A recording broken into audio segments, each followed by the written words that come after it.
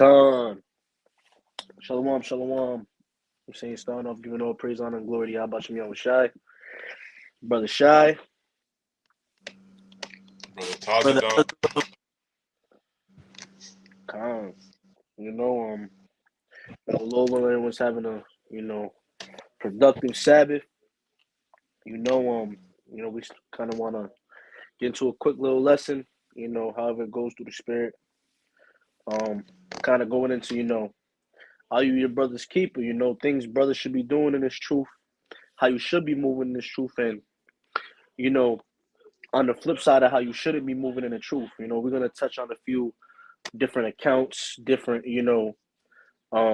precepts, things of that nature to kind of dive in and show how brothers should and should not be moving in this thing.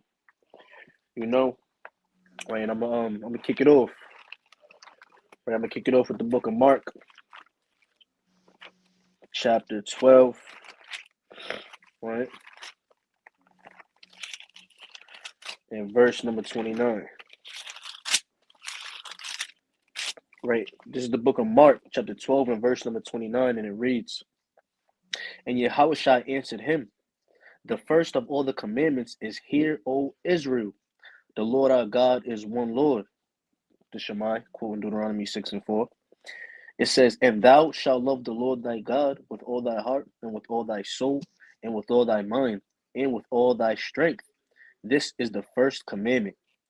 And the second is like, namely this, thou shalt love thy neighbor as thyself. There is none other commandment greater than these."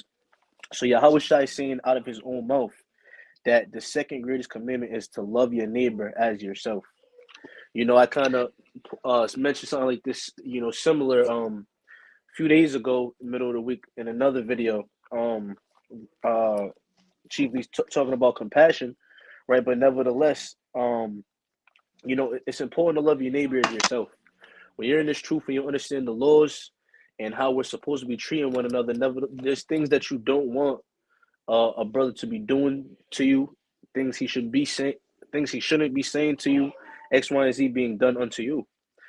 So without getting into deep, we're gonna get in these precepts and kind of break these things down. But loving your neighbor as yourself is the second greatest commandment, and brothers gotta keep that in mind when you're in a brotherhood, when you're dealing with other brothers and sisters in this truth, right? But brothers got it. To add to that, man, this is the book of Hebrews, chapter 13 and verse 1. It says, "Let brotherly love continue." So you got to understand, man, when you in this truth, we real deal brothers. When you're looking at the 12 tribes of Israel, we all come and descend from a common ancestor, man, which is Jacob, which is Israel, right? And as brothers, even with your biological brothers, man, you guys might, have an argument here and there. You guys might bicker back and forth, but we have to let brotherly love continue. That's how it is in Israel. When we're looking at our brother, he doesn't necessarily have to be our biological brother, right? He's still our brother, just like as if it is a biological brother, right? So what? We have to let brotherly love continue. Be not forgetful to entertain strangers, for thereby some have entertained angels unawares. Right? Hey, you might be talking down on a brother. The whole entire time that brother might be an angel. You know what I'm saying? So we gotta let brotherly love continue, man. But I'll yield with that. Con. Right. Let me get this real quick. Right, and you gotta understand in this thing, it ain't just all, you can't just be all talk. When you go into Leviticus 19, I ain't gonna bring it out. But when you go into Leviticus 19, actually I'm gonna have the brother Tazadak, get that in a second. Yo, Tazadak, you wanna bring that out for me real quick? Leviticus? Chapter 19, verse 17. Right? But as he's going to that, you can't just be all talk in this truth. You know what I mean? You can't just say you love your brother and not show it. You know what I mean? You can bring that Leviticus, when you got it, Leviticus 19, 19 and 17. 19 and 17.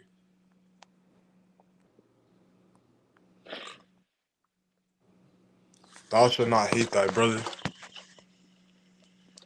Thou shalt not hate thy brother in thy heart. Thou shalt in any wise rebuke thy neighbor and not suffer sin upon him. Right, read on. Thou shalt not avenge nor bear any grudge against the children of thy people, but thou shalt love thy neighbor as thyself. I am the Lord. Right.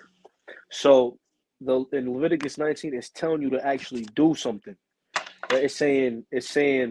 Uh it says thou shalt not hate thy brother in thine heart, thou shalt in any wise rebuke thy neighbor and not suffer sin upon him. Right? Don't bear any grudge, so on and so forth. So it's telling you to actually do something, right? It doesn't say just say you love your brother. And there's ways to go about rebuking or judgment or X, Y, and Z. That's not all what love is, right? But that's chiefly what love is going into in this truth, right? This is 1 Samuel 2 and 3. It says, "Talk no more so exceeding proudly, let not arrogancy come out of your mouth. For the Lord is a God of knowledge, and by him actions are weighed." And the Lord's gonna weigh your actions out in this truth, right? He's gonna weigh how much you talked and you was full of ish, and then he's gonna see how much you actually did. James says, "Be doers and not just hearers." You know what I'm saying? So there's actually you gotta actually put your hand to the plow and do these things. If you love your brother, right, you're not gonna suffer sin upon him. You know what I'm saying? If Tazadak or Azarel see me picking up that damn swine or going off on the Shabbat or whatever the hell it may be, they fringe check me. I don't got my fringes on. Brothers kind of gotta call me out on it. You know what I'm saying? And that's showing that they love me. If they're claiming to be my brothers, there's ways you go about being your brother. It's not just saying it, right? Because you got niggas in the world who say they love their brothers, and they'll show their love by passing that brother a blunt or cuffing him an eighth or a quarter of weed. Know what I mean? Or passing him a harlot. Letting him smack that harlot. You know what I'm saying? So loving what these niggas in the world say it is by action, and the action is within this book that we follow. You know what I'm saying? If brothers want to touch on that. Khan, just to touch on that point, when we love our brothers, man, you know what I'm saying? Since we show we love our brothers by saving them from death. Like the brother was saying, man, you know what I'm saying? Brothers in the world, they might show they love their brothers by passing them, cuffing them some weed, man. And that weed will lead you to death. You know what I'm saying? Now he cuffed them a pound, half a pound. Now guess what? Now that brother got robbed and killed, man. He passed him a harlot. Now guess what? Hey, now that brother got all different types of diseases, man. You know what I'm saying? But when we show we love our brothers, right? By telling our brothers, by not suffering sin upon our brothers, we saving them from death. That's how we truly show we love our brothers, man. By saving you from that hole in the middle of the street that you on your way towards, man. You know what I'm saying? So yeah, I just wanted to touch on that real quick, man, because the brother had a good point. You got something you want to say, Taz? Or nah? You good? Yeah. I got my other Con. verse too. Con, yeah, I'll let you know when I bring that out, okay? You got something you want to bring out, Azzy, or you want me to bring something out? I could bring something out. I don't know if with Taz, you about to bring something out right now? Nah, okay, try, I'll let me know. Salakia, Azzy. Actually, I'm gonna. Nah, go ahead. You got it. If you wanted to bring something out real quick, you can bring it out, God. Nah, you got it, Lord. I didn't know if this exact precept was tying like hand in hand. It's the same topic, but it's not hand in hand. So you got it. I just thought otherwise. Con. And what brothers got to be doing in this truth too, man, is showing ourselves as men in this truth, man. How do you show yourself as a man, right? This is the book of 1 Kings chapter 2 and verse number 2. It says, "I go the way of all the earth. Be thou strong, therefore, and shew thyself a man." Right? This is what King David was telling Solomon, right? He told his son to shew thyself as a man. How do you show yourself as a man? It says, and keep charge of the Lord thy God, to walk in his ways, to keep his statutes and his commandments and his judgments and his testimonies, as it is written in the law of Moses, that thou may prosper in all that thou doest, and whithersoever thou turn thyself. So showing yourself a man, right, is by keeping the commandments, right? Is by keeping the law, statutes, and commandments of the Most High God. Let me bring that out in the book of First Maccabees, chapter 4 and 35. It says, now when Lysias saw his army put to flight, and the manliness of Judah's soldiers, and how they were ready to either live or die valiantly, he went to Antiochia and gathered together a company of strangers, and having made his army greater than it was, he proposed to come again into Judea, right? So we got to understand that, you know, the Maccabean brothers were showing manliness, right? And how were they showing manliness? By keeping the commandments of the Most High God. They were ready to live or die valiantly. If they was not keeping the commandments of the Most High God, the Most High God would not be dealing with them. He wouldn't have been dealing with them. He wouldn't have put Lysias' army to flight, right? Not only were they physically showing themselves as men, being ready to live or die, which is what brothers should be doing, right? They were also keeping the commandments, right? How do we know that? Let's bring it out. In the book of Ecclesiasticus, Sirach chapter 2 and verse 13, it says, woe unto him that is faint-hearted, for he believeth not. Therefore shall he not be defended. Man, if you faint-hearted, man, you ain't keeping the commandments. You don't believe in the Lord, man. So the Lord is not going to defend you. But what did the Lord do with the Maccabean brothers? Hey, he put a whole army to flight, right? Because they were showing their manliness. They were keeping the commandments of the Most High God. The Most High God was dealing with them, rocking with them, right? They were showing that they were ready to live or die, which is what all brothers should be doing now, because we're living in the end times. We're living in the times of the EU turning against Babylon the Great, man, the 10 toes.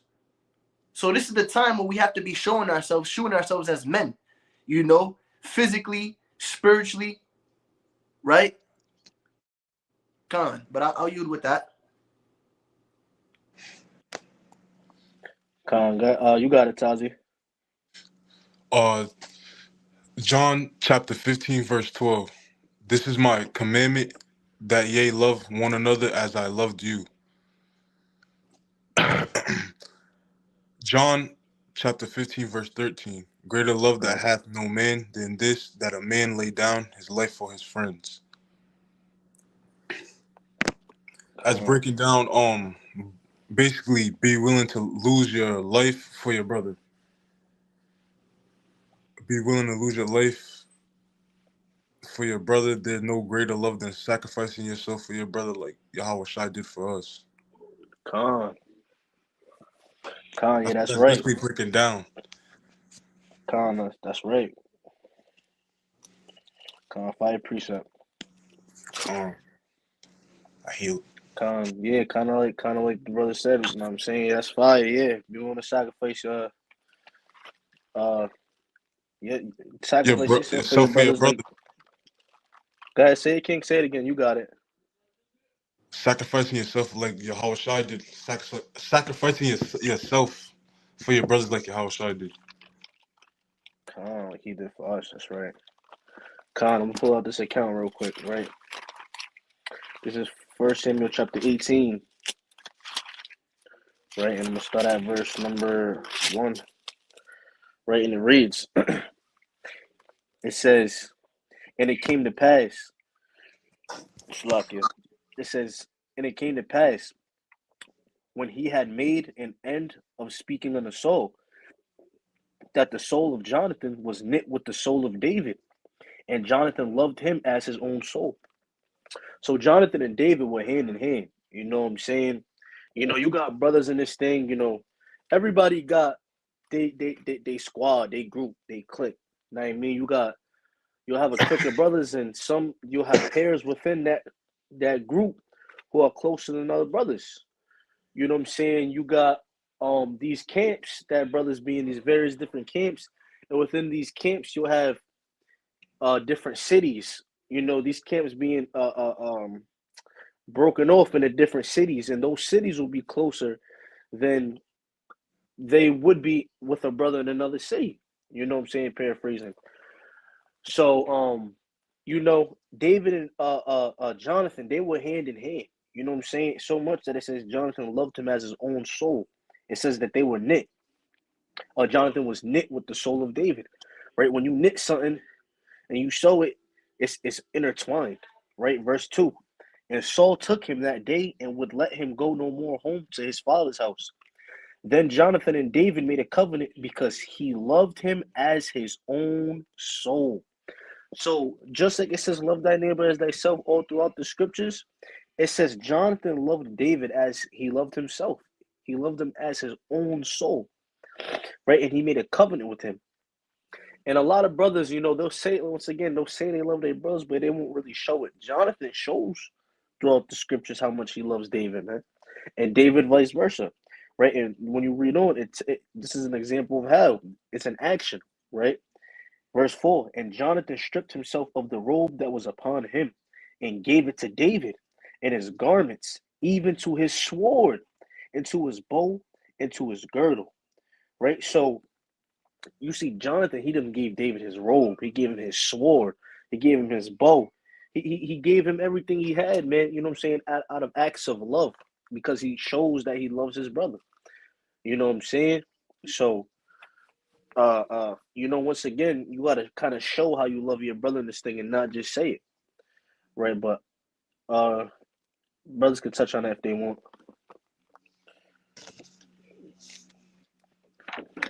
If not, I'll keep going. All right. Let me bring something out real quick. Come on, man. We gotta show that, you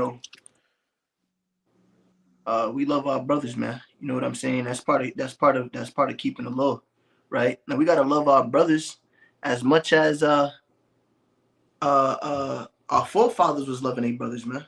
Right? This is the book of John, chapter 18, and verse number 9. I'll start at verse number 8. It says, and Yahushua answered, I have told you that I am he. If therefore seek ye me, let these go their way, that the saying might be fulfilled which he spake, of them which thou gavest me have I lost none. Then Simon Peter, having a sword, drew it, and smote the high priest's servant, and cut off his right ear. Right? Hey, this is the account where the Romans were on the way to grab up Yahushua. And what did Peter do, man? He seen somebody touching his brother, and what? He grabbed his sword, he drew it, and smote the high priest's ear off, man. Right? And he knew the consequences that could have brought him. You know, that's the Romans he was dealing with.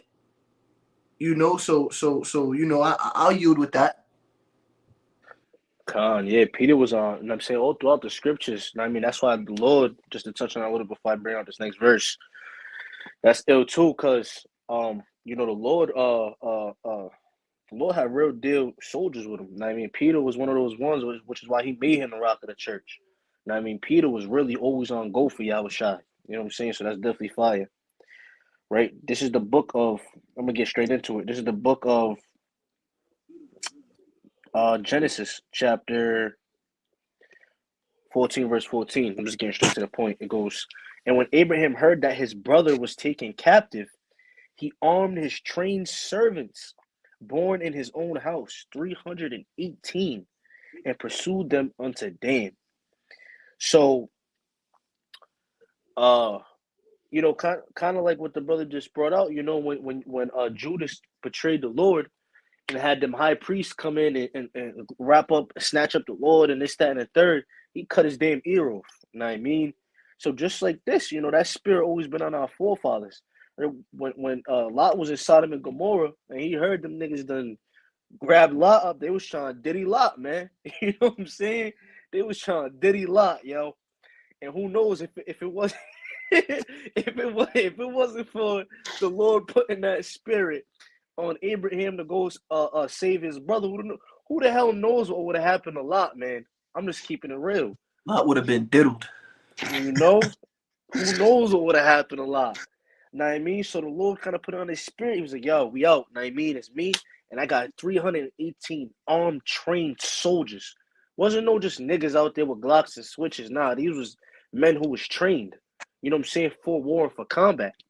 Right? Verse 15, it says, and he divided himself against them, he and his servants. So they divided themselves up.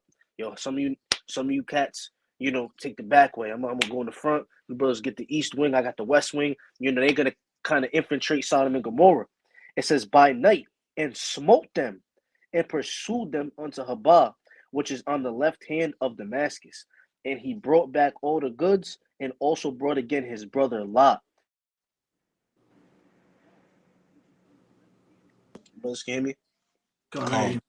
Come on, Salaki. It says, and he brought back all the goods and also brought again his brother Lot and his goods, and the woman also and the people. So he, just like the brother Azar brought out how Peter kind of defended Yahushai. Hey man, Abram, you know, later name later changed to Abraham. Him and his soldiers, they went out there smoting these sodomites, man, killing these, you know, these HOMOs. You know what I'm saying? Killing them. And he was successful. You know, the Lord allowed him to prevail. You know, and he was able to bring back his brother Lot, man. You know, and the point of me bringing it out is that's an act of brotherly love, man. You know, his brother was taken up by these damn these devils, these LGBT, you know, TTT devils, man. You know what I'm saying? And he went and saved his brother. You know, he didn't leave his brother behind, or he didn't let his brother fall. And just on a spiritual full, kind of when, you know, your brother gets captive by these demons, you know what I'm saying? Like 1 Peter 5:8 goes into, you got to be willing to help your brother out. You know, you can't kind of just cast your brother away when, you know, your brother and these demons kind of take hold on him. Let me get that real quick. Right? Let me get that real quick.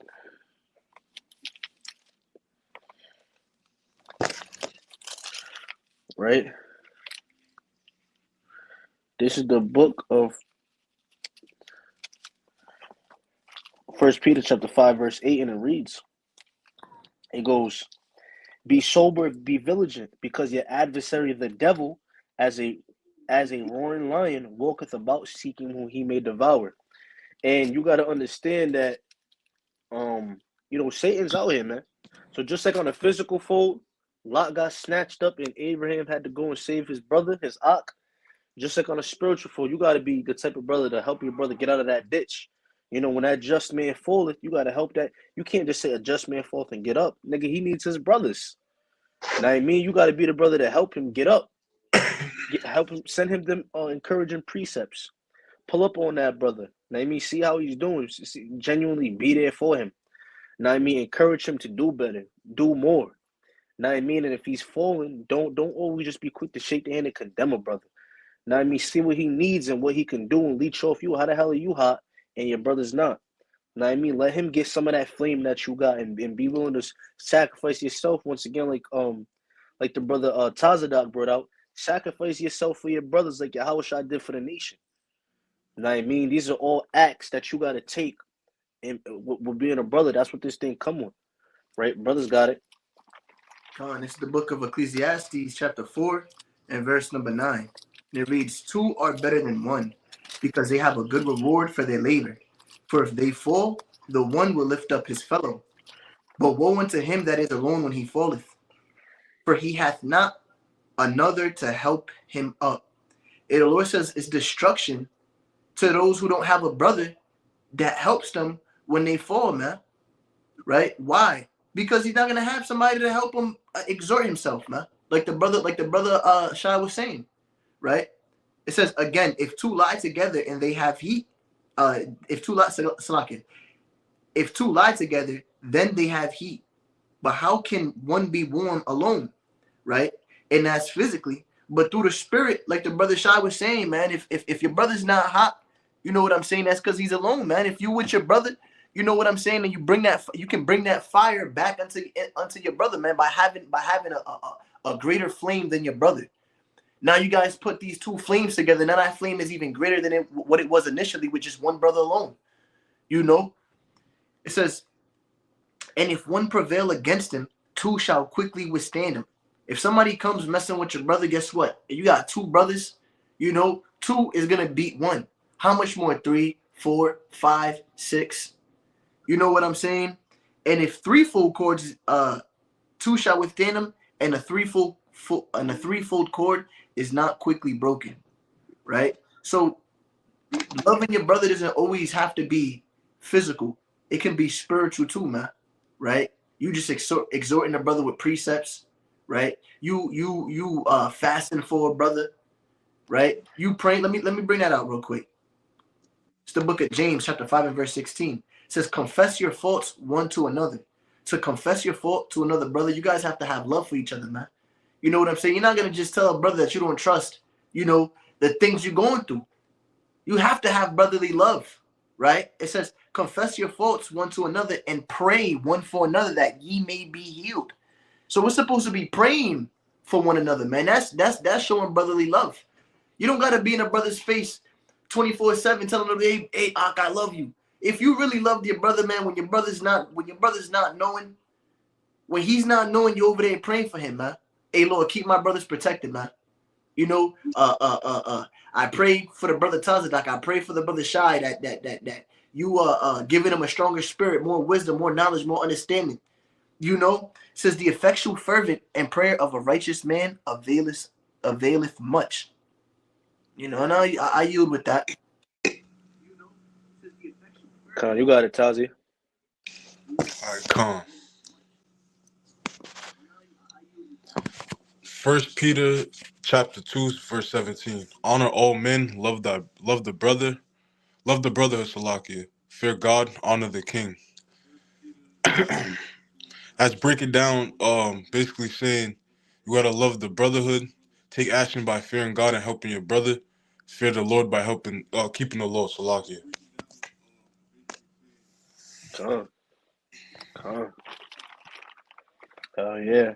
Let me get this real quick. Kind of like what the brothers is going into. Shalakia, my son in the back.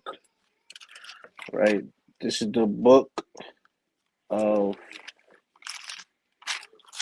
Let me get the book of Galatians. Right. This is the book of Galatians, chapter 6. I'm gonna start at verse number 1, and it reads. And then after like a few more precepts, we kind of gonna get into how you shouldn't be, you know, as a brother, things you shouldn't be doing, right?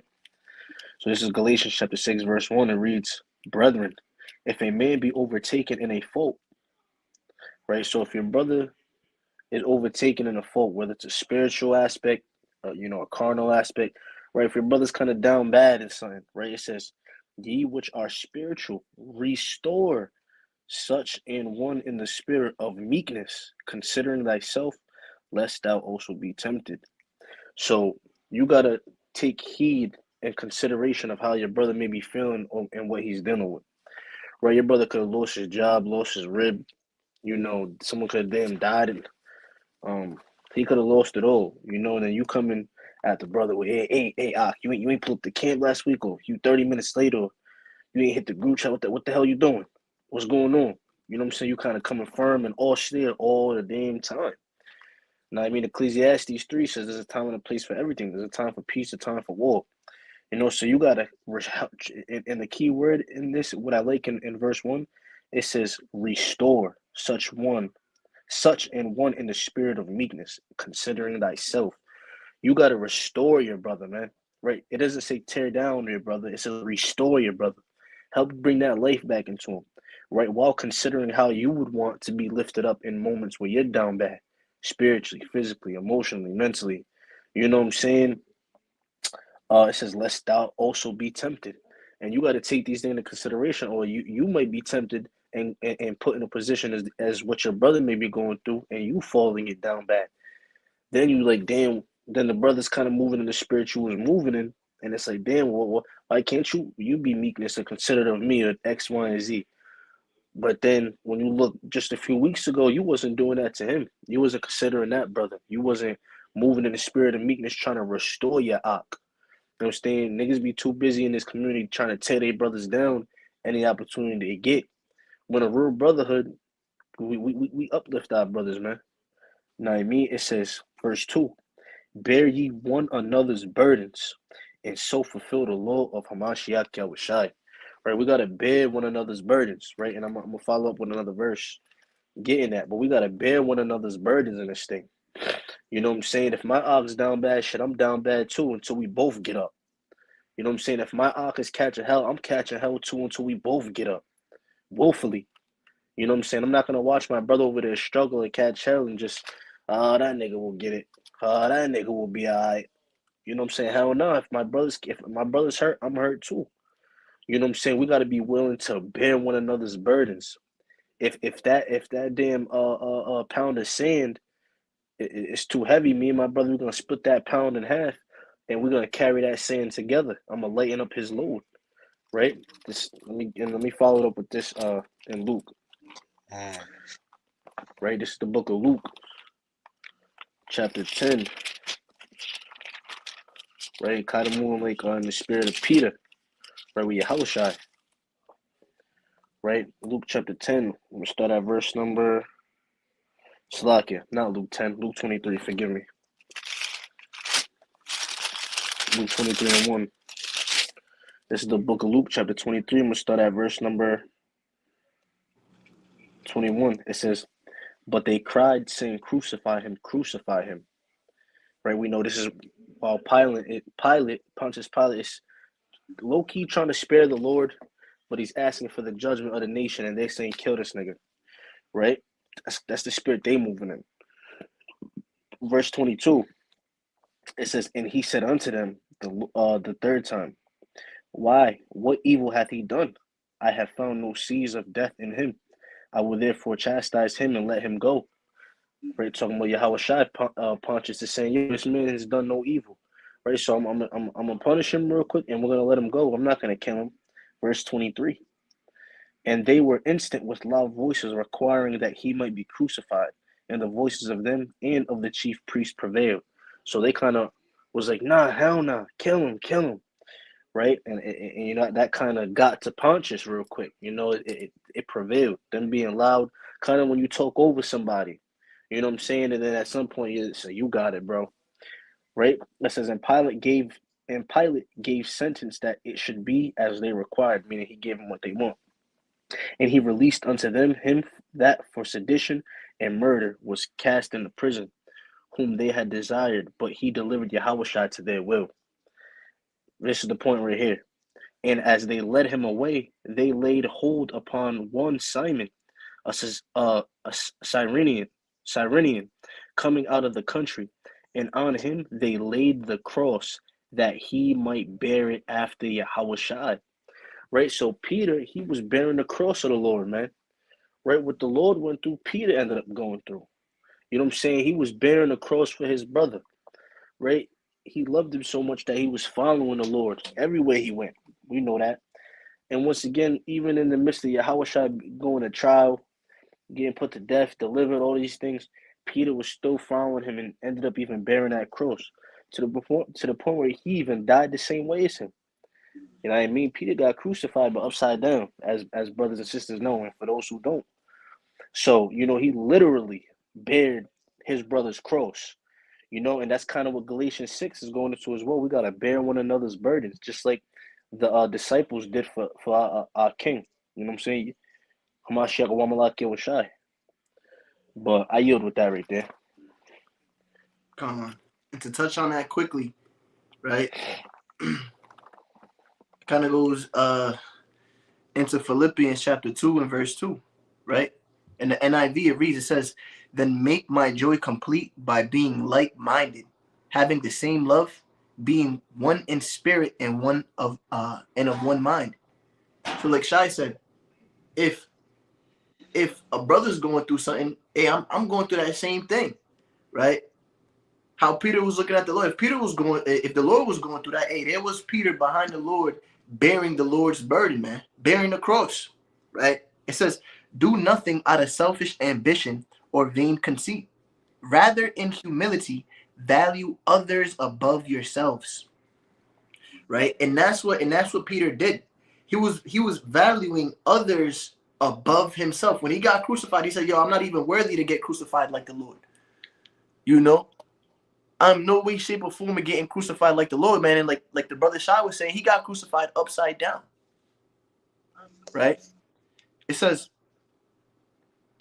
not looking to your own interest, but of each of you to the interest of others, man. Right? So you're not looking for what benefits you, but what benefits your brothers, man. That's a spirit that we got to be moving in, right? It says, rather in humility, value others above yourselves. That's the spirit we got to be moving in, man. We're all filthy rags in the eyes of the Lord, man. Hey, but these brothers is mightier than me, right? And that's the spirit we supposed to be. Nah, I'm more mightier than that brother. Hey, nah, I'm more. It is something that brother is more mightier than you in, right? No matter how long he's been in the truth, than you. You know what I'm saying? He's more. So you can't be looking at brothers like if you're better than brothers, man. You know. Con. I use with that. All right, I got a precept out. Come. I'm proceed. It's lucky. Brothers, bear with me.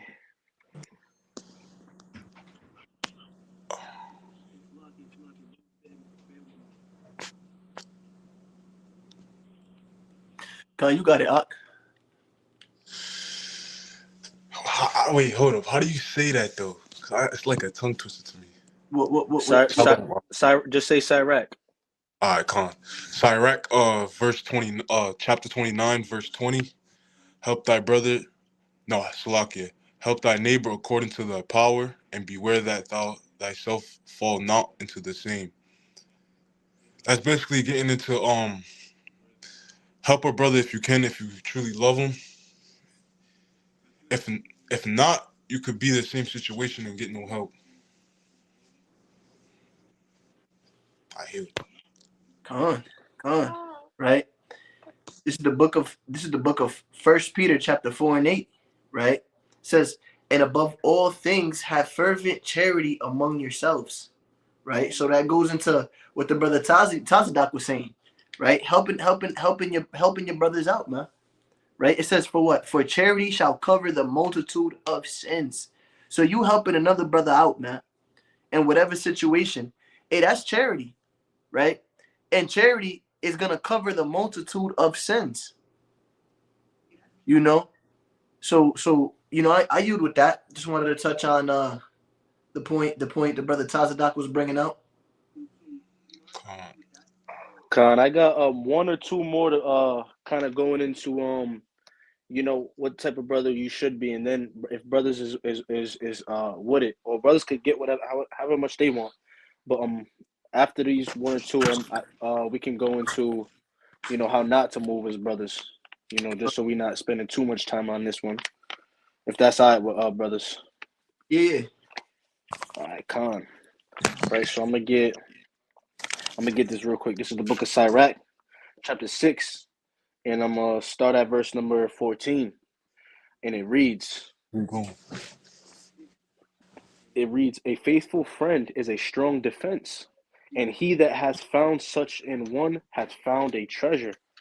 And that's kind of that's the friend you kind of want, the friend that you kind of want to have and be in this thing, right?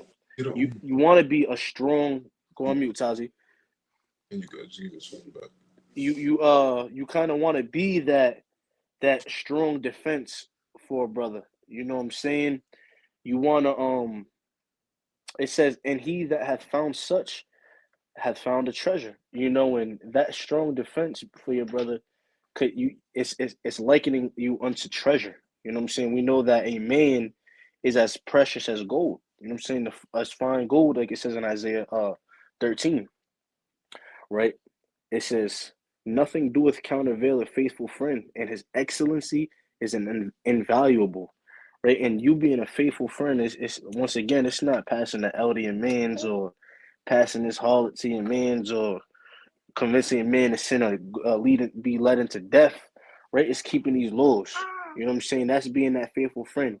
Being there when your brother's in need. That's being a faithful friend, right? Being a shoulder for your brother to lean or cry on. That's being there for your friend and doing something about it if you can, right? Like Tazadak brought out previous to this. You know, if it be in thy power to do so. Now I mean, so um, it's saying that it's invaluable if you can achieve and accomplish all those things for your brother. There ain't no price on this. Not 30 shekels like Judas Iscariot offered the Lord for, right? It ain't a dowry you pay for a virgin, 1,000 shekels like you do for a virgin. Hell no. A faithful friend, there's no price on it. Right? Verse 16. A faithful friend is the medicine of life, and they that fear the Lord shall find him. And you fearing Yahweh Shai, right? You fearing Yahweh Shai will also allow your friend to fear the Lord as well if you use hand in hand, man. You know what I'm saying? And like the scripture says, it's to the point where it's a medicine, right? You may be down bad. Hey man, not TMI, but through the spirit yesterday, the brother Azariah hit me up before the Sabbath, man. You know what I'm saying? I was kind of a sorrow in the spirit a little bit, and the brother said, "Pull up on me, man." You know what I'm saying? And it was in the brother's power to do so, and to kind of help me get out that spirit, and we entered into the Sabbath. You know what I'm saying? Feeling good, man. You know what I mean? So you got to find a faithful brother like that. And it was in righteousness, by the way. You know what I'm saying? So you got to be able to find a righteous brother that can also be that medicine of life for you, right? And vice versa. Um, and then I got one more I'm gonna land on, and then I'm gonna let brothers close out on this exact topic before we move on, right? This is the book of Acts, chapter 27, and I'm gonna start at verse number 22, and it reads. It says, "And now I exhort you to be of good cheer, for there shall be no loss of any man's life among you, but of the ship." And when you understand that context of Acts, that's Paul just exhorting the brothers. Paul was exhorting the brothers on how to move.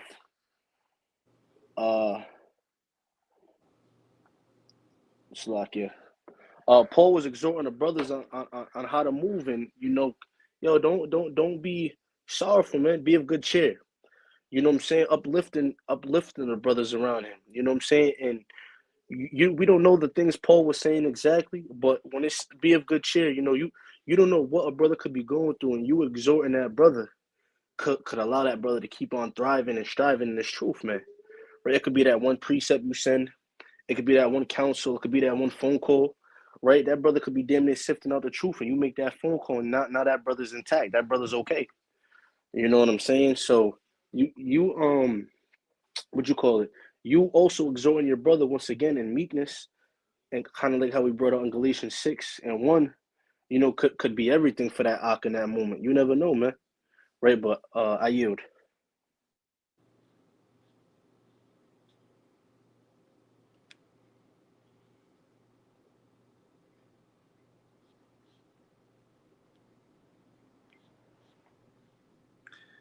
Con, if you got something, you can bring that out, Tazi.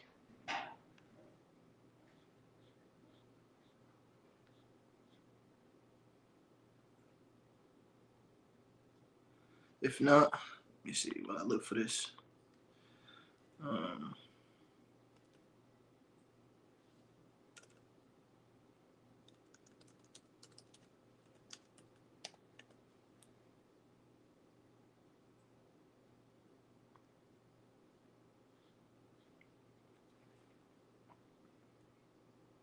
Con.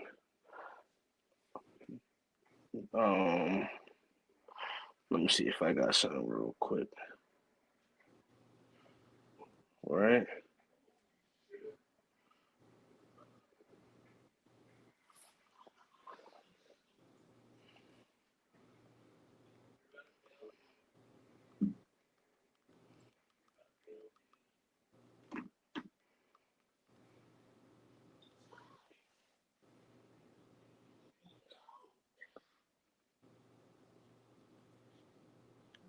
I got one more.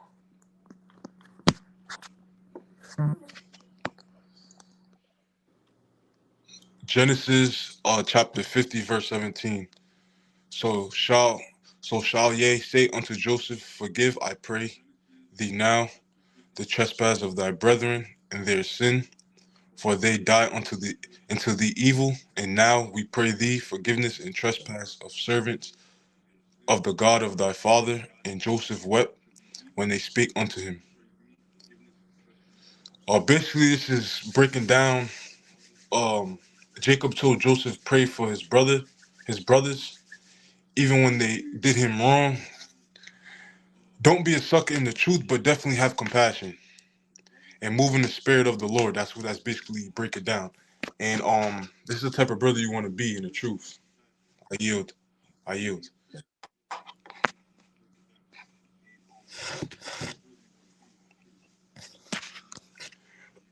Oh, that was fire. That was fire. That was definitely fire, King. Still here, Kings. Just bear with me. Trying to multitask over here, man.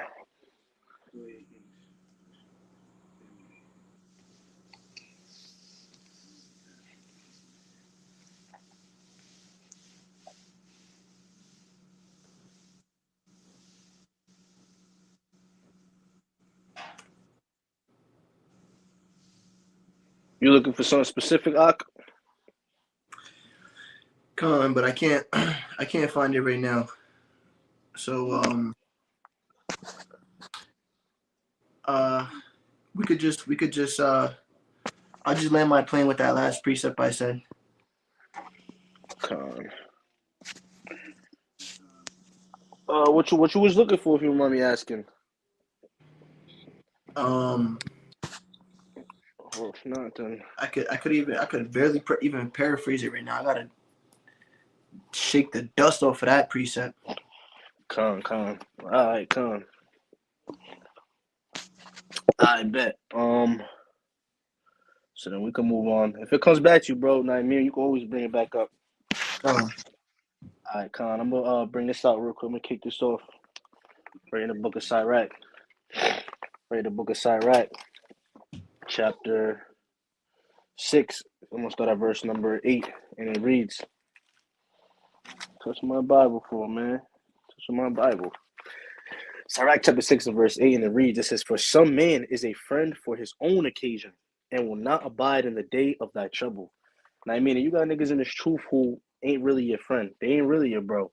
You know, they're only there for you when it benefits them. You know what I'm saying? It says, and will not abide in the day of trouble. Right? They're not gonna be there when you need them. You know what I'm saying? They're not gonna be there when you calling on them, and you know what I'm saying? Oh nah, I can't do this, so I don't want to do that. Or you blowing brothers' phones up, brothers just ignore you purposely or willfully. You know what I'm saying? You don't really want to be this type of brother or even be around these type of brothers. And you gotta have discernment to seek these things. Right? It says, and there is a friend who being turned to enmity and strife will discover thy reproach. And some friend is a companion at the table and will not continue in the day of thy affliction. Right? And you gotta watch out for them cats, bro. You know what I'm saying? Because there'll be friends who Salakia. Right? There'll be friends who are cool in front of your face, and they there for things like feast days, or I mean they just around just to cool it. You know what I mean? But when you really catch a hell, or you really being afflicted or going through it, they know to be found. They there to sip that strong drink and that yarn. Right, but when brothers need help with some type of alms, or you know, whatever the case may be, even just brothers is down in the spirit, brothers is nowhere to be found. Right, when it's time to teach, and get into this thing, brothers is nowhere around. But brothers will be where all the women is posted at. You know what I'm saying? Brothers make sure they over here or over there. So you got to be mindful of what brother not to be and what brothers not to be around. You know what I'm saying? But I yield with that right there.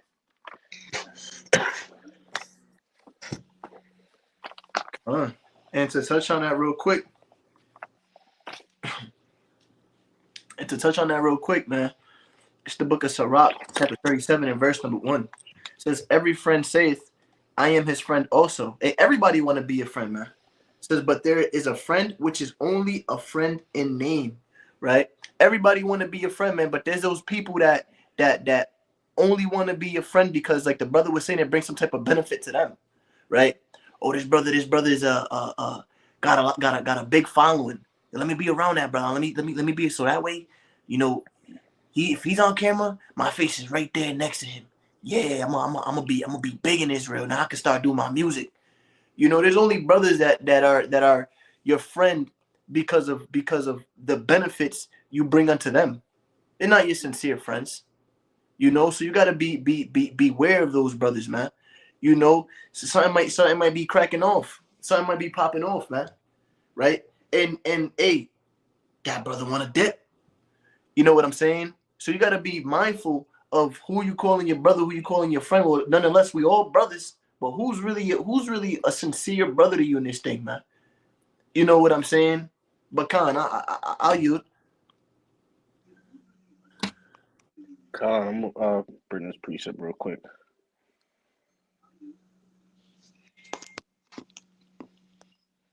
Right, I'm gonna bring out Salakia, the book of First Samuel, right, chapter 18.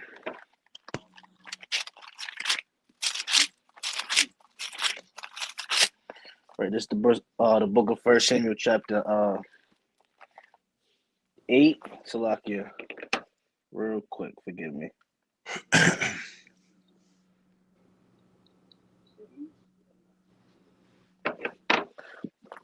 And it reads, it says, and it came to pass as they came when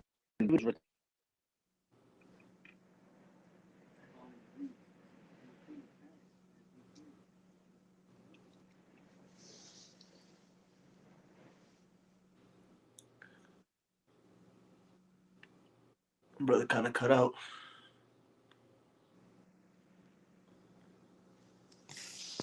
Yeah, John, black.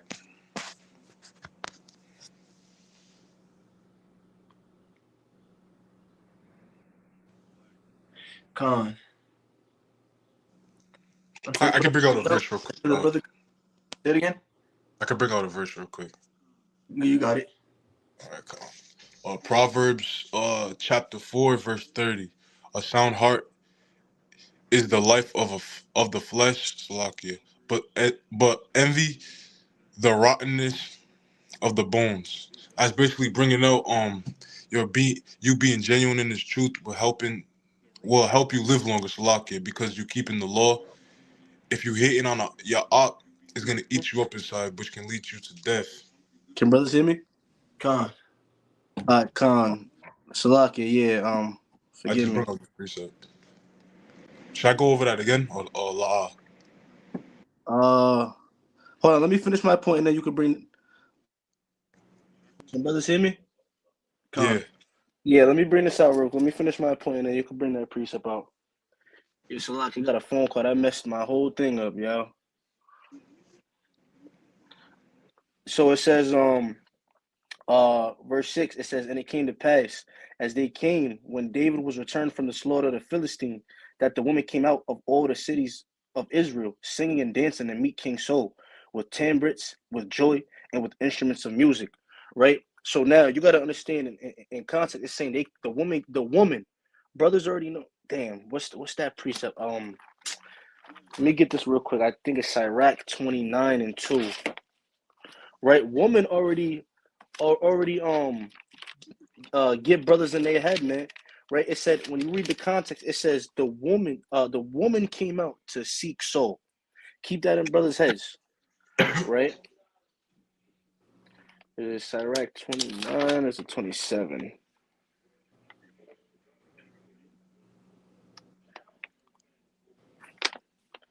Damn, man. I just wrote this precept out. Right? If brothers Azra, you wanna find this precept for me real quick? Khan. Wine real quick, wine and woman. Wine and it's somewhere inside right. Grab that for me real quick about wine and woman. If you got that, you just want to bring that out for me real quick whenever you grab it. Khan. This is the book of Sirach, chapter 19 and verse number 2. 19 and 2. Khan, the water. And it reads, wine and woman will make men of understanding to fall away. And he that cleaveth to harlots will become impudent. Right? That's the point right there. So wine and woman will cause a man to fall away. That already gets to a man's head. Drinking, right? Just having beautiful women all around you. Brothers love women, man. It's all throughout the scriptures. Right? So in this context, you got the woman coming out to see Saul. Saul's the king at the time. Oh yeah, I got these women to come see me. I just slaughtered the Philistines. Saul's feeling like the man. Know what I mean? But let's read on. It says, and the woman answered one another as they played. So they got the music going, the woman talking, going out to see Saul. Saul's the king. He's feeling turned after the slaughter of the Philistines. It says, and said, Saul hath slain his thousands. So you got one woman. One woman kind of came out the cut. They all feeling Saul. You got that group of women over there feeling Saul. But you got this one woman. She came out the cut. She said, Saul hath slain his thousands. Yeah, that was cute and all. He got a few notches under his belt, a few bodies under his belt. It says, and David his 10,000s. So now she's kind of taking the attention off the king and putting it on David. A woman's doing that. You know what I mean? To the king. He slayed a few thousand, but David done slayed tens of thousands. Right? It says, and Saul was very wroth, and the saying displeased him. And then they have ascribed unto David 10,000s, and to me they have ascribed but thousands. And what can he have more but the kingdom? And Saul eyed David from that day forward. And it came to pass on the morrow that the evil spirit from God came upon Saul, and prophesied in the midst of the house. And David played with his hand as at other times. And there was a javelin in Saul's hand. And Saul cast the javelin, for he said, I will smite David, even to the wall with it. And David avoided out of his presence twice. So it got to the point where it took just for a woman to hype up another brother, and that caused the whole evil spirit to hop on this man. Right? He eyed David from that. That's the start of Saul's hatred towards David. Right? He had wrath towards him from that day forward, to the point where he even tried to kill him various times throughout the scriptures when brothers read it, man. Right? But this is the key factor or the key point of a brother you shouldn't be. Right? Don't let no damn woman come in a cut and turn you against from your ak, man. Right? You shouldn't even be having that envious spirit. Hey, if my brother Azar, if we out there teaching, and I wake up one sheep and this brother wakes up 10 sheep, I'm praising the brother, man. We giving all praises to the Most High first, and then I'm gonna exalt the brother, man. Yo, I don't know how you did it, King, but you good shit, Ak. Waking up them 10 sheep at camp, man. I'm saying I'm not gonna envy the brother. He got to wake up more sheep on camera and kind of hating on my brother. Hell nah. From out there, and I slaughtered 2 demons. I cut 2 doctrines, and my brother cuts down 4. Yeah, Taza Doc, he cut down 4, 5, 6 doctrines today, and I cut down 2. I'm not gonna, hell no, yo, good shit, King. I'm defending the gospel, man. Where you held it down for y'all, Bashim Yahushai. I'm saying that's what I'd like to see. Maybe you could even show me a thing or two on how you did that. Now, I mean, you don't want to be envious and hating on your brother, and to the point where you even got a murderous spirit on him. When Saul eyed David from that day forward, that was already a murderous. He already hated David then. That's that murderous spirit. If you hate your brother, you're a murderer, and thus saith the Lord. Right. So, and then he even went furthermore to try and kill him. You can't be on that, man. That's you don't want to be on that, bro. You know what I'm saying? That's a real wicked spirit. And especially when it comes from these women. The woman in the beginning, the woman in the beginning. Damn, brothers know what I'm trying to say. Sin came in the beginning, and from the woman, and through her we shall all die, paraphrasing. You know what I'm saying? So brothers can't allow things and demons like that to hop on us, especially towards one another. A brother is, on top of that, a brother in the truth. Because David and Saul, they were brothers in the truth. They kept the law, the feast days, the statutes, the commandments. Right? But I don't want to drag it at you. Oh yeah, Taz, you got it. Bring that next verse out. Because that kind of ties into this, that Proverbs. Come on. Proverbs chapter 14, verse 30. A sound heart is the life of the flesh. but envy the rottenness of the bones. It's basically breaking down you being genuine in the truth will help you live longer because you're keeping the law. If you're hating on your op, it's gonna eat you up inside, which can lead you to death. I yield. Khan, and that's what happened to Saul. Saul ultimately ended up dying. You know what I mean? Kind of fell on his sword. You know what I'm saying? So, but Khan, brothers got it. Honest, the book of James, chapter 3 and verse 16. It says, "For where envying and strife is, right, there is confusion and evil work." Right? So that's playing upon tables there, man. Where there's envying, of course, there's gonna be strife, you know, and where there's confusion within that, there's evil work in there, man. So that's why Saul was out there trying to take his own brother down, right? But Khan, I yield with that. Khan, yeah, let me get this in chapter 19 too, because it kind of correlates. It kind of correlates to what Pontius Pilate said about innocent trying to kill the Lord, man, and it was innocent blood, right? This is the book of First Samuel chapter 19 and verse number 1. It says, "And Saul spake to Jonathan his son, and to all his servants, that they should kill David. But Jonathan, Saul's son, delighted much in David." So, let me read it one more time. It says, "And Saul spake to Jonathan his son, and to all his servants, that they should kill David." So he got so heated that he even wanted David dead. He tried to kill him himself with the javelin. He didn't throw it at him. You know what I'm saying? Try to take his head off. And David kind of got up out of there. You know what I mean? Hit him with the little juke moves. You know what I mean? It says, "But Jonathan, Saul's son, delighted much in David. And Jonathan told David, saying, Saul my father seeketh to kill thee. Now therefore I pray thee, take heed to thyself until the morning, and abide in a secret place and hide thyself." So Saul's son Jonathan was looking out for the boy. He said he's even gonna pray for him, man. And I mean, he's gonna hold it down for David. You know, I pray for thee, bro. But yo, this is what my pops is trying to do. He's trying to kill you, right? That's that Leviticus 19 and 17 that Taza Dog brought out earlier, man. Now, I mean, he wasn't suffering upon his brother, because if he had the knowledge that his father was trying to kill him, David, and he let it happen without letting David know, that blood would have been at his hands as well, right? So he did the righteous thing by letting him know, yo, you got to get the hell up out of here. You got to go, right? Jumping down to verse 5. It says, "For he did put his life in his hands and slew the Philistine, and the Lord wrought a great salvation for all Israel. Thou sawest it, and didst rejoice. Wherefore then thou wilt thou sin against innocent blood to slay David without a cause?" So they was just how like Yahushua went out. Pontius Pilate kind of said the same thing. Y'all want me to crucify this man, and he's done no sin, right? He said it's an innocent blood, like we read in Luke 23. Verse 21 on down, he literally said it's innocent blood. So it's the same thing on David's behalf, and it tends to be the very righteous men in this thing. When you walking in that light and you doing what the hell you gotta do, you're gonna be hated, even amongst your own brothers. There's gonna be spirits against you, even amongst your own brothers. If brothers ain't really keeping these laws, statutes, and commandments, brothers gonna have spirits on them. It's more than a beard and fringes. Know what I mean? And not eating pork. Brothers gotta watch their spirit, really dive into this book. And when you walking in them ways, it's sad to say, I'm saying it like it is. There's some brothers that are more righteous than others. It's written. You know what I'm saying? It's a lot of these brothers will envy a brother because of that light he walks in and the way he's trying to move. So Saul was really trying to kill David, and that would have been innocent blood, because the man, hey, in context, even if he slaughtered more demons, then it is what it is.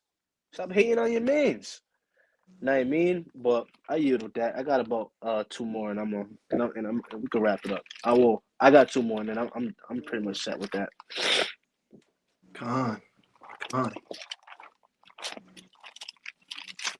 And that's for not operating, in the spirit, of the Lord, man. You know what I'm saying?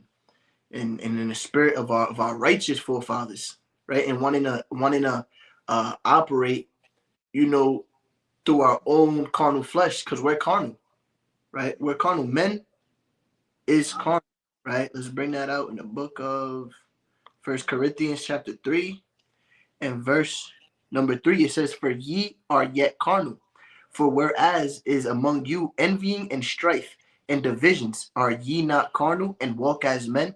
So you got to understand that if you're not dealing with the spirit of Yahweh Shai and coming correctly according to the Bible, right, the laws, right, and we're gonna be operating in our own carnal thoughts and spirits, man. And you don't want that. This is the book of Mark, chapter 7 and verse 20. And he said, that which cometh out of the man, that defileth the man.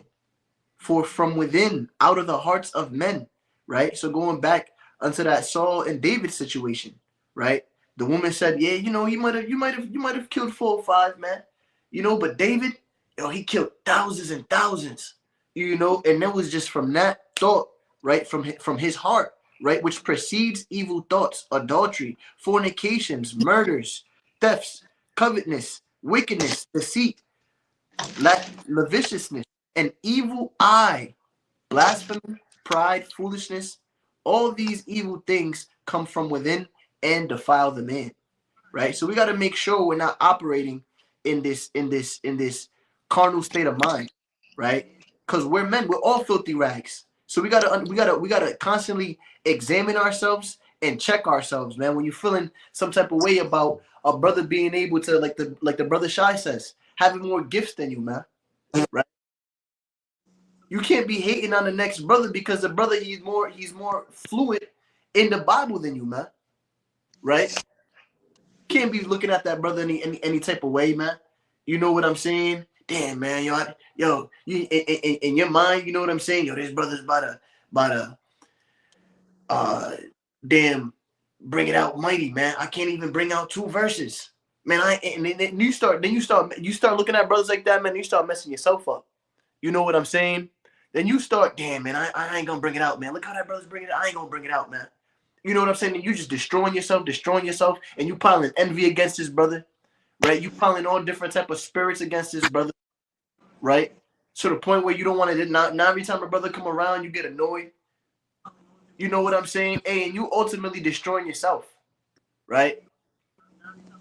So, Khan, I'll yield with that. Oh, I got a precept, Ox. Khan, Okay. shalom, everybody in the chat, man. You know what I'm saying? Just saying these comments now. Shalom, Emakat, shalom, Chief. Shalom, my little brother Progress, man. He's trying to get this thing. He's slowly working his way up.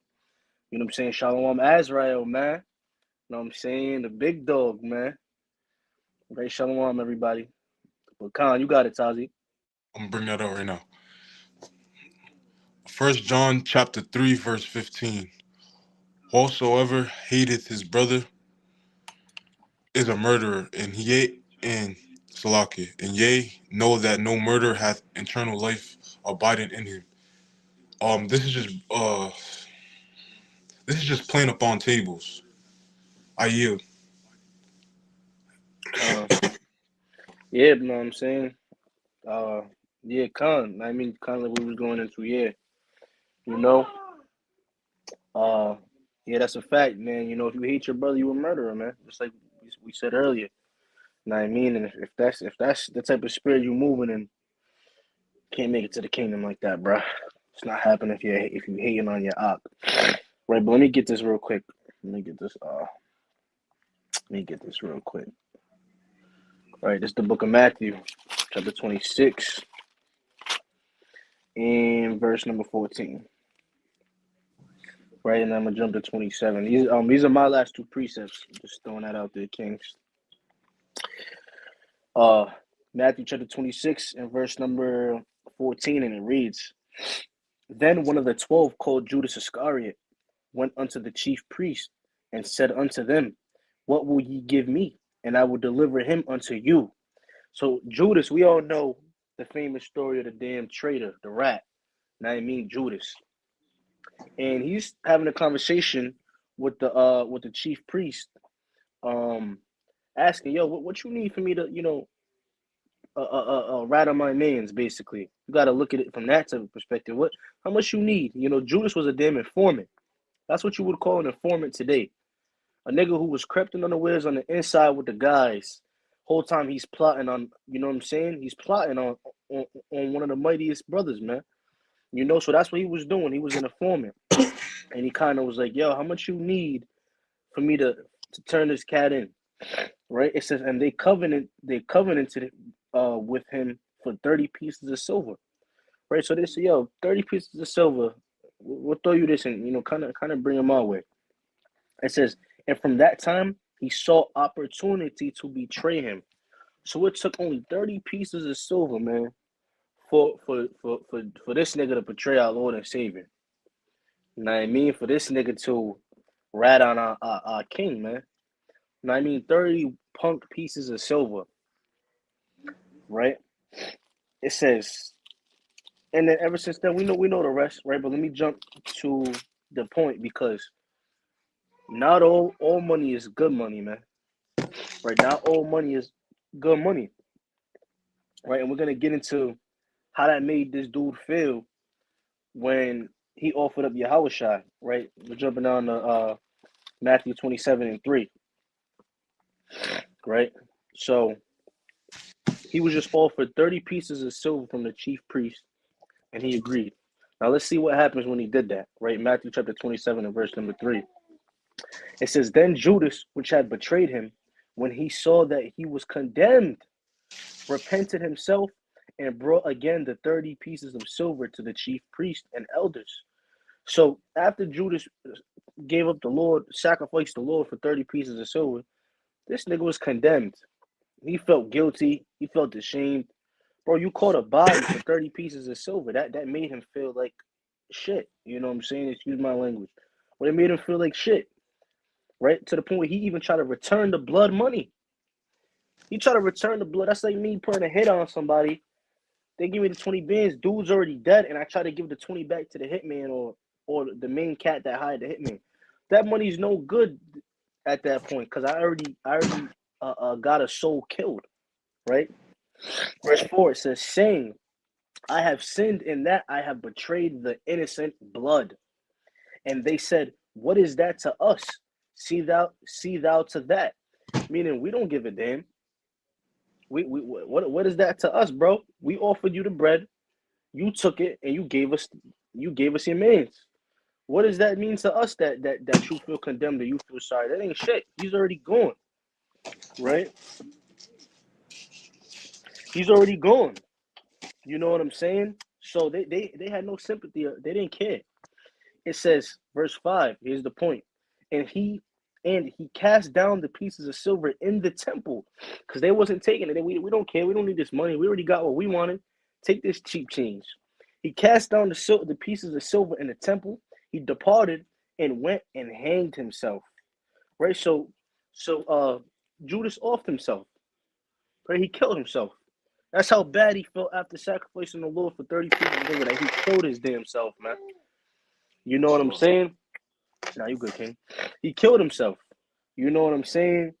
And, you know, you don't want to be this type of brother to, hey, sacrifice your brothers, man. You know, it don't got to be a literal, I'm going to sacrifice my brother for some money. It's not necessarily always that. But when your brothers need, we read earlier, you got to sacrifice yourself for your brother. Not sacrifice your brother for yourself. Right. You know what I'm saying? And these are the things that you don't want to do. Let me get one more verse leading up to that.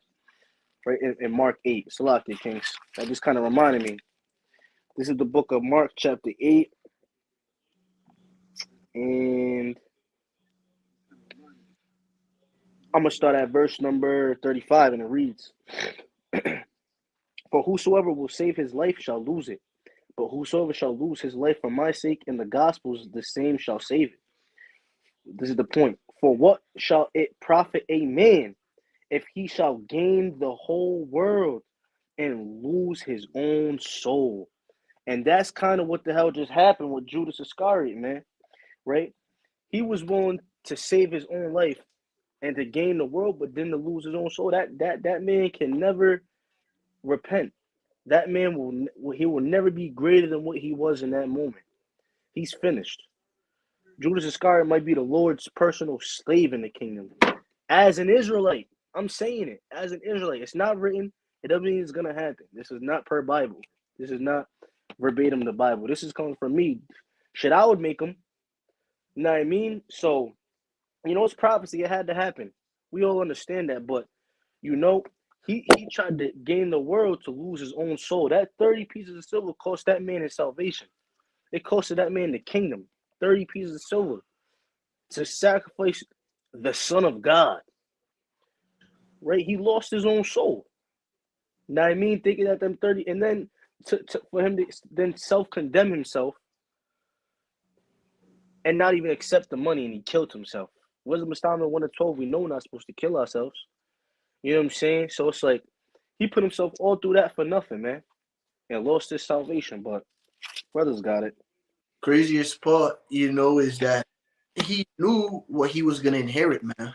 You know what I'm saying? He knew that he was gonna inherit the kingdom, you know, the gold, you know, woman, you know, damn streets and paved with, encrusted with diamonds and golds and all type of things, man. To do that for 30 pieces of silver, you know, it kind of hit him afterwards, like, damn, what I do?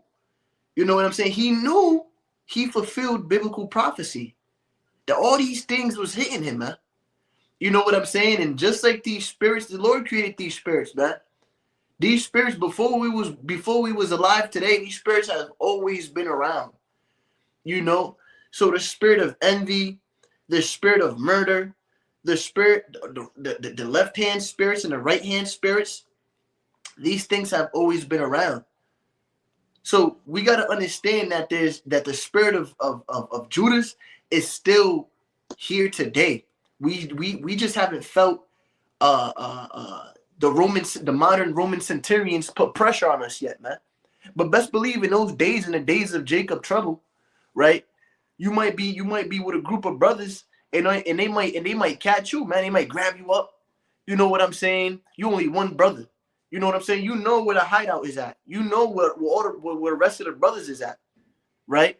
And they grab you up. Yo, deliver your brothers unto us, man. We'll let you go if you tell us what all the other brothers is at. You know what I'm saying? Hey, and the brother, he might give you up for a piece of for an hour later, man.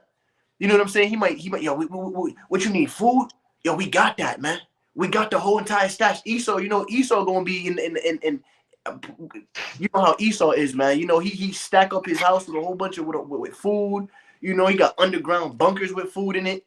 You know what I'm saying? I got food if that's what you need.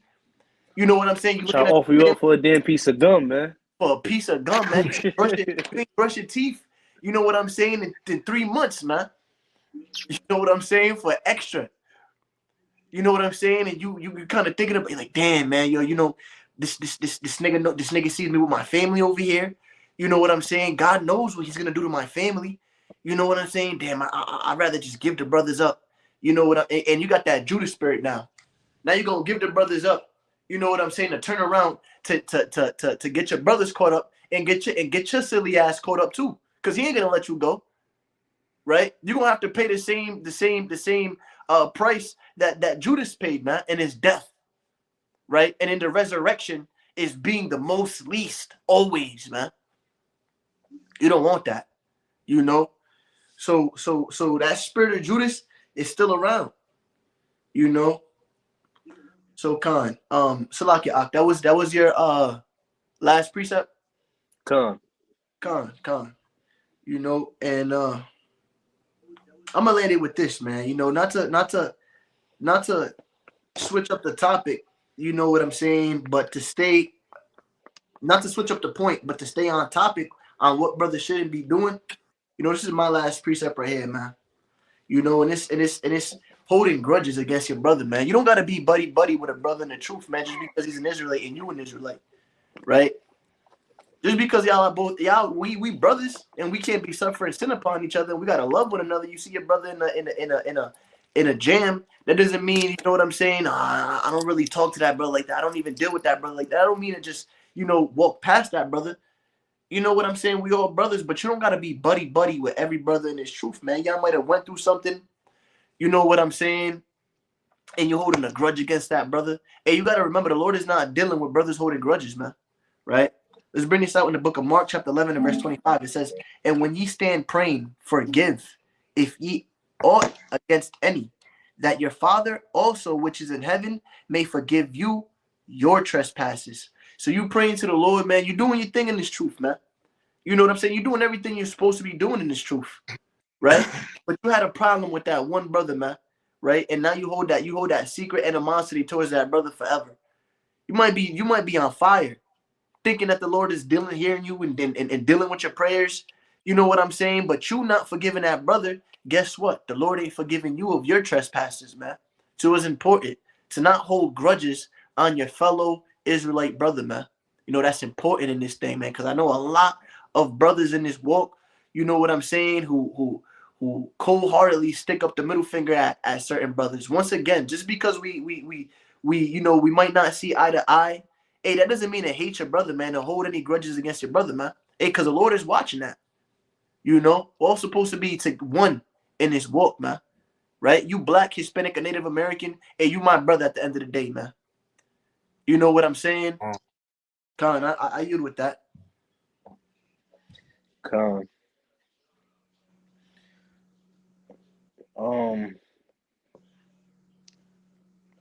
Let me get this classic, and then I'm gonna close out. I'm just close out with this precept, right? For everyone's that watching, and most high willing, we'll see this video in the future.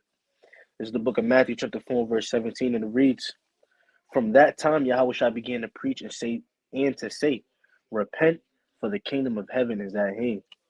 And just know, with this walk, it comes with a lot of self-examination. You know, brothers ain't gonna be perfect overnight. You're not gonna be what you thought you would be in overnight or the following week or in the following year or two. You know, it takes time in this walk, man. You know what I'm saying? And this is coming from experience from myself, from the other brothers who are on here with me, and everybody else watching. You know, so with that being said, while you self-examining, right, while you're trying to be the things that, you know, me and these other two mighty brothers brought out within this video, the type of brother you should be, it shouldn't be, strive for that.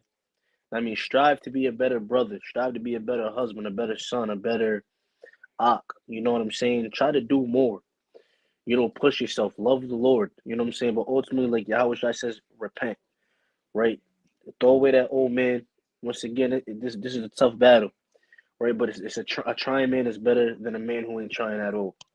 You know, so most high willing, the nation was edified. Take heed of all the precepts me and these brothers pulled. You know, and we're gonna do so ourselves. Take heed of this lesson as well. You know, and once again, just keep repenting, keep fighting this good fight. I mean, keep eyes on these prophecies, right? Keep loving your brother, keep keeping these laws, and most high willing, you know what I'm saying? We all make it, man. You know what I'm saying? But with that, we giving all praise, honor, and glory to Yahweh, Ba'ashem Mashiach, Wamalak, Wa Tazadak, Yahushai, Kwam Yashala. Kwam Yashala. Shalom. Uh.